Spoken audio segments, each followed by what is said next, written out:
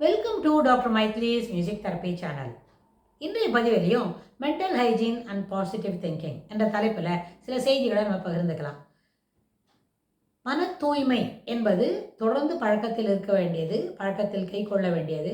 மன தூய்மை என்பது எண்ண ஓட்டங்கள் எந்த அளவுக்கு சீராக இருக்கிறதோ, எந்த அளவுக்கு பாசிட்டிவ் பேரண்டிங்கில் வளர்ந்த குழந்தைகளாக இருந்து அந்த குழந்தைகளோட பாசிட்டிவ் திங்கிங் நிச்சயமாக மன தூய்மைக்கு வழிவகுக்கும் அப்படின்லாம் நம்ம பார்த்துட்டே வந்தோம். ஸோ இந்த அடிப்படையில் மன தூய்மை என்பது மன அமைதிக்கும் வழிவகுக்கும். மனம் அமைதியாக இருக்க வேண்டும் அப்படின்னு என்ன சொன்னால் என்ன, போதுமான அளவுக்கு நம்மளுக்கு வசதி இருக்கணும். நம்மளுக்கு என்ன தகுதியோ அதுக்கு உண்டான வசதிகள் வாய்ப்புகள் எல்லாமே கிடைக்கும். என்ன விஷயம் செய்கிறதா இருந்தாலும் இது தவறான பாதைகளை செய்வதை தவிர்க்கணும். ஏன்னு சொன்னால் நோ ஆக்ஷன் கோஸ் அன்னோட்டிஸ்ட். அப்போது என்ன ஆச்சு, மன தூய்மை என்பது தெளிவான விஷயங்களை செய்யணும், தெளிவான விஷயங்களை பழக்கப்படுத்திக்கணும். அந்த பழக்கப்படுத்தின செய்திகள் நடைமுறைக்கு ஏற்றதாக இருக்கணும்.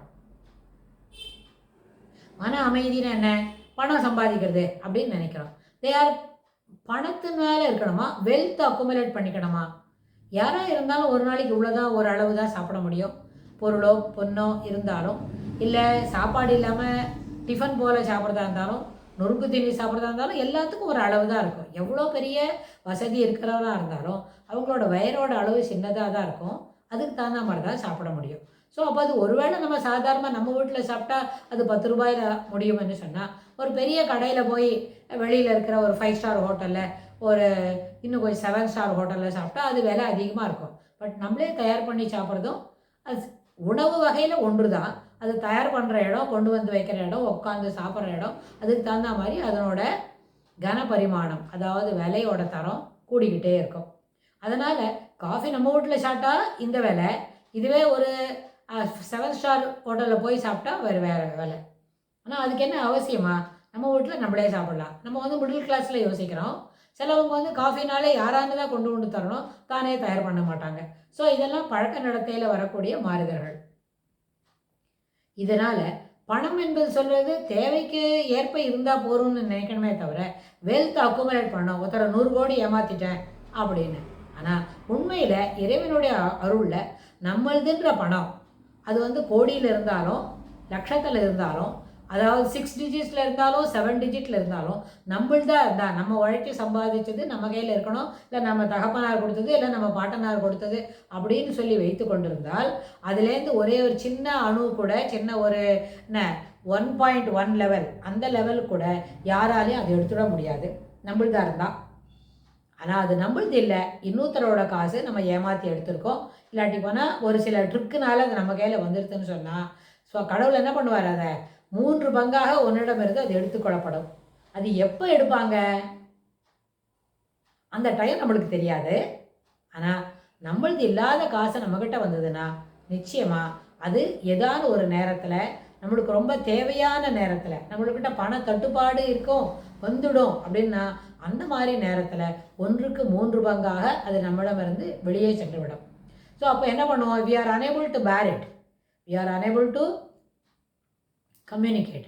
எப்படி இந்த பணம் வந்தது, ஏன் இந்த பணம் நம்மளை விட்டு போச்சு அப்படின்னு அந்த மென்டல் ஆகனி இருக்கே, அந்த மென்டல் ஆகனி நம்ம பணம் சம்பாதிச்சோமே, யாரோடைய ட்ரிக் பண்ணமே, அன்னைக்கு இருக்கிற அந்த ஒரு சந்தோஷத்தை காட்டிலும் இந்த ஆகனி ரொம்ப பெருசு. இதை we are unable to bear it அப்படின்றத நம்மளால் சொல்ல முடியும். இதை நினை சில முடியும் என்ன செய்து கொடுக்கும், இந்த சுகவீனத்தில் கூட கொண்டு நம்மளை இறக்கிடும். unable to, கையில் பெனிலஸாக இருக்கும் அப்படின்னு நம்மளுக்கு தோணும்.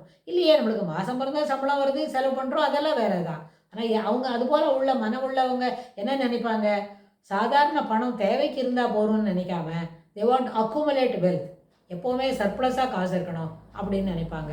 அந்த சர்ப்ளஸாக காசு இருக்கும்பொழுது the peace will get into pieces. எப்போவுமே மன அமைதின்றது அங்கேருந்து வெளியில் போயிடும். அதனால் மனம் அமைதியாக இருக்கணும்னு சொன்னால் பெரியவங்க சொல்கிற வார்த்தையை, அனுபவஸ்தர்கள் சொல்லக்கூடிய வார்த்தைகளை, அனுபவஸ்தர்கள் சொல்லக்கூடிய அவங்களோட எக்ஸ்பீரியன்ஸை நம்ம கேட்டு அந்த இடத்துல மேலே நின்னமான நிச்சயமாக நம்மளோட மன அமைதி திரும்பி வரும், மீட்டெடுக்கப்படும். அப்போ மீட்டெடுக்கப்படும் பொழுது அப்போ என்ன ஆகும், அந்த பாசிட்டிவ் திங்கிங், மென்டல் ஹைஜீன் இருக்குல்லே, ஏன் அவங்க அப்படி நடந்துக்கிறாங்கன்னு சொன்னால் அவங்களோட மன தூய்மை குறைபாடு உள்ளதாக இருக்குது. தூய்மையாக இருக்கணும்னு சொன்னால் தூய்மையில் குறைபாடு இருக்குது. செய்கையில் குறைபாடு இருக்குது. அப்புறம் நம்ம செய்யக்கூடிய நடவுடை பாவனைகளில் ஏதோ ஒரு ட்ரிக் இருக்குது. அந்த ட்ரிக் என்ன? அந்த ட்ரிக் வந்து நம்மளுக்கு ஏற்புடையது இல்லை. Whatever the money which you are having, if it is meant for you, நிச்சயமாக யாராலையும் ஒரு சின்ன அயோட்டா கூட அதுலேருந்து எடுத்துட முடியாது. எடுத்தால் கூட அவங்க எடுத்துக்கிறாங்கன்னு தெரியும், நம்ம அதை மறுபடியும் என்ன பண்ணலாம், பயன்படுத்திக்க முடியும். ஆனால் நம்மளுக்கு இல்லாத காசை நம்ம பயன்படுத்தும் போது 1க்கு 3 பங்காக நம்ம அதில் வந்து என்ன பண்ண வேண்டிய, செலவு பண்ண வேண்டியது. இந்த கருத்தை நிச்சயமாக நம்மளோட இளைஞர்களும் அந்த அடோலசன்ஸில் இருக்கிற பாய்ஸ் அண்ட் கேர்ள்ஸ் 2 பேரும் புரிஞ்சுக்கிட்டா பணத்து மேலே என்ன ஒரு வெறி பிடிச்சிக்கிட்டு போகாமல் தேவைக்கு ஏற்ப பணம் இருந்தால் போரும். தேவைகள் என்ன அப்படின்றத நிர்ணயிச்சுட்டா அதுக்குண்டான பணம் மட்டும் நம்ம சம்பாதிச்சுக்கிட்டா போகிறோம். நம்மளுக்கு வசதியாக இருக்குதுன்னு சொன்னால் just let us be happy and satisfied with that அப்படின்னு சொன்னால் அந்த satisfaction makes you to be more hygienic mind. Hygienic மைண்டுன்னு என்ன?